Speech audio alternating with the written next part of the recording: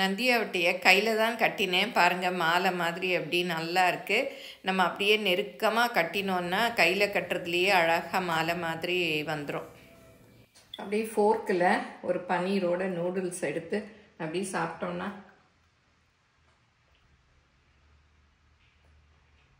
சூப்பராக நல்லா இருக்கும் taste. Hi friends, welcome to Annam's recipes. இன்னைக்கு நைட்டு டின்னருக்கு இட்லி மாவெல்லாம் இல்லை. இட்லி மாவு இல்லைன்னா ஆஸ் யூஷுவல் எங்கள் அன்னம் ஷாப்பு உப்புமா மிக்ஸ், அடை தோசை மிக்ஸ் எல்லாம் தான் பண்ணுவோம்.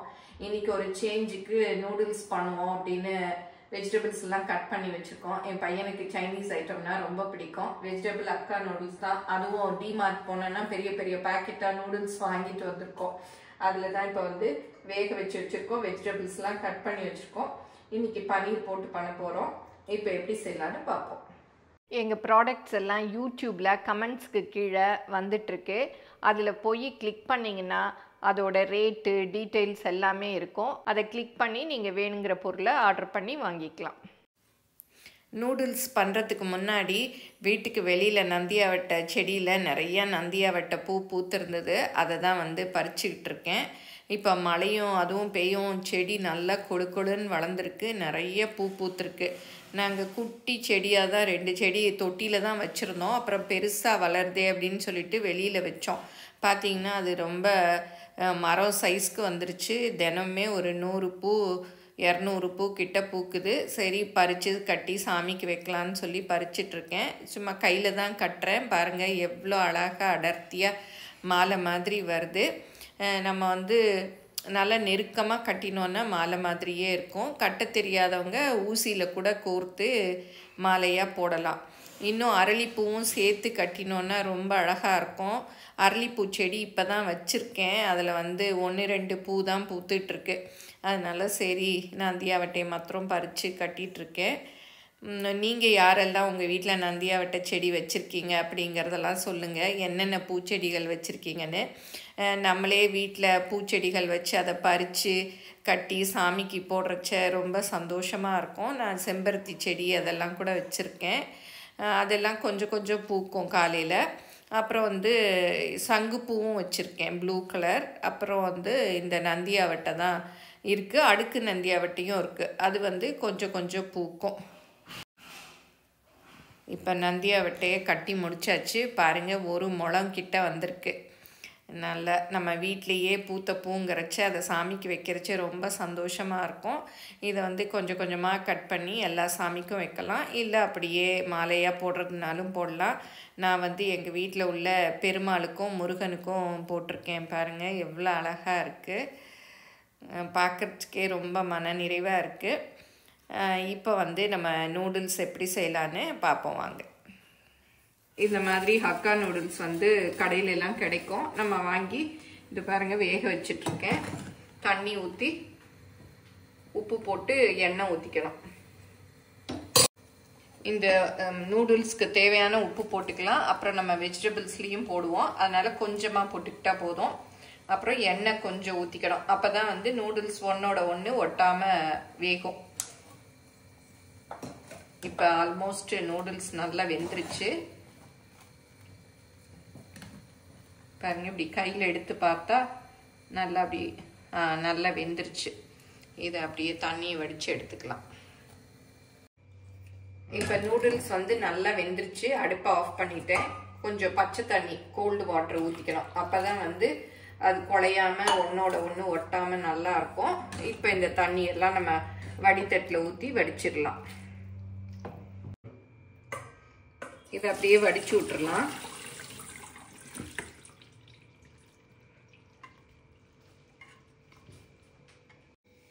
இப்போ இதில் வந்து கார்ன்ஃப்ளவர் போட்டுக்கலாம், மிளகுத்தூள், நீங்கள் மிளகாய் பொடி இருந்தாலும் தனி மிளகாய் பொடி போட்டுக்கலாம், உப்பு போட்டு நல்லா மிக்ஸ் பண்ணிக்கணும். மிக்ஸ் பண்ணிவிட்டு இந்த பன்னீர் அப்படியே போட்டு இதில் அப்படியே நல்லா கோட் பண்ணிடணும்.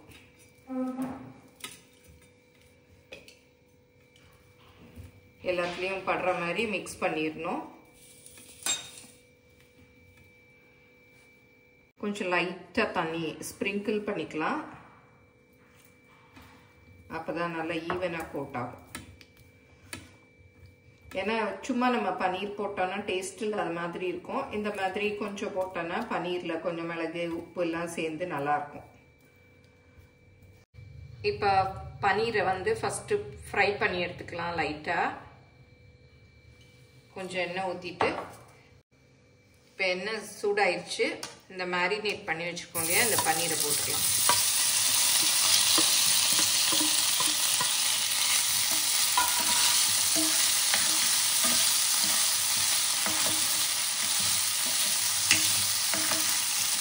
இந்த அளவுக்கு ஃப்ரை ஆனது போதும்.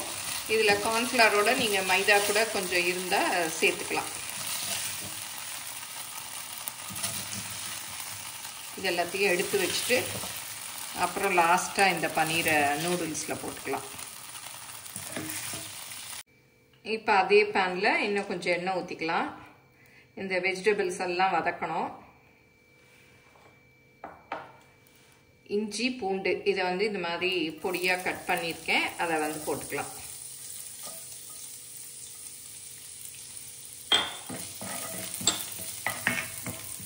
இப்போ பச்சை மிளகா இந்த மாதிரி கிராஸாக கட் பண்ணிக்கணும், அதையும் இதிலே போட்டுக்கலாம். இப்போ கட் பண்ணி வச்சுருக்க வெஜிடபிள்ஸ்லாம் ஒன்றொன்னா போட்டுக்கலாம். பீன்ஸு, நீங்கள் எவ்வளோ நூடுல்ஸ் பண்ணுறீங்களோ அதுக்கேற்ற மாதிரி காய்கறிகள் கட் பண்ணிக்கலாம். முட்டைக்கோஸ், கொடமிளகா, அப்புறம் வெங்காயம். இது வந்து ரொம்ப வேகணும்னு இல்லை. சைனீஸ் ஐட்டம்ஸில் எல்லாத்துலேயுமே வெஜிடபிள்ஸ் வந்து க்ரன்ச்சியாக இருக்கணும்.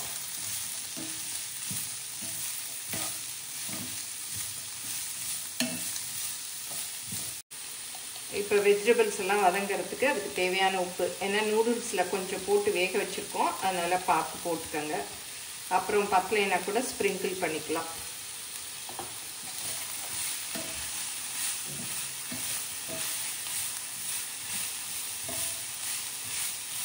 இப்போ வந்து சோயா சாஸ் ஊற்றிக்கலாம். சோயா சாஸ் பார்த்து கொஞ்சமாக ஊற்றிக்கங்க, ஏன்னா அதுலேயும் கொஞ்சம் சால்ட் இருக்கும். வேணும்னா அப்புறம் கூட ஊற்றிக்கலாம்.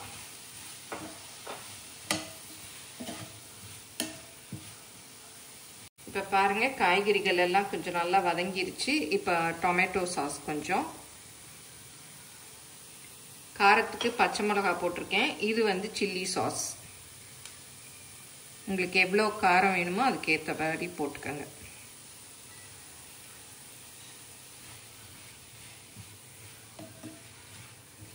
இப்போ ஒரு ஸ்பூன் கார்ன்ஃப்ளவர் போட்டிருக்கேன்.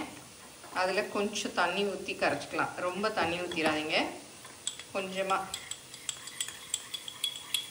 இதை வந்து இப்போ இந்த வெஜிடபிள்ஸில் ஊற்றிடலாம்.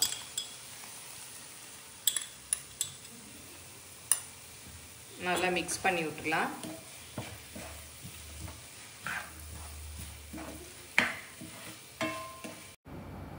நீங்களும் சுவையாக சமைக்கணுமா? எங்கள் மசாலா பொடிகளை யூஸ் பண்ணி பாருங்கள். அதெல்லாம் வாங்கணுன்னா ஸ்க்ரீனில் வர்ற வெப்சைட்டுக்கும் வாட்ஸ்அப் நம்பருக்கும் போய் ஆர்டர் பண்ணிங்கன்னா நீங்கள் வேணுங்கிறத வாங்கிக்கலாம். உங்களுக்கு பன்னீர் பிடிக்கும்னா பன்னீர் சேர்த்துக்கலாம், இல்லாட்டி ப்ளைனாக வெஜிடபிள் நூடுல்ஸாக கூட பண்ணிக்கலாம். அப்போ வந்து இந்த ஸ்டேஜில் பன்னீர் சேர்க்காமல் வேக வச்ச நூடுல்ஸை நம்ம சேர்த்துக்கலாம். இப்போ வெஜிடபிள்ஸ் எல்லாமே நல்லா மிக்ஸ் ஆயிடுச்சு. இப்போ பன்னீரையும் போட்டுக்கலாம். நீங்கள் பன்னீர் எப்படி வேணுமோ உங்களுக்கு விருப்பத்துக்கு தகுந்த மாதிரி கட் பண்ணிக்கலாம். இன்னும் பொடியாக கூட கட் பண்ணிக்கலாம்.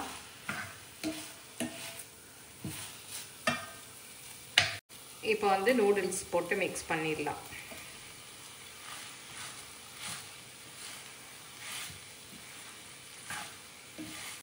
இதில் வந்து வெஜிடபிள்ஸ் எல்லாம் அடியில் இருக்கும், அதனால் அப்படியே மிக்ஸ் பண்ணி விடுங்க. அடுப்பை வந்து குறைச்சி வச்சுக்கலாம். அப்படி நல்லா எல்லா வெஜிடபிள்ஸும் நூடுல்ஸோட மிக்ஸ் ஆகிற மாதிரி மிக்ஸ் பண்ணி விடணும்.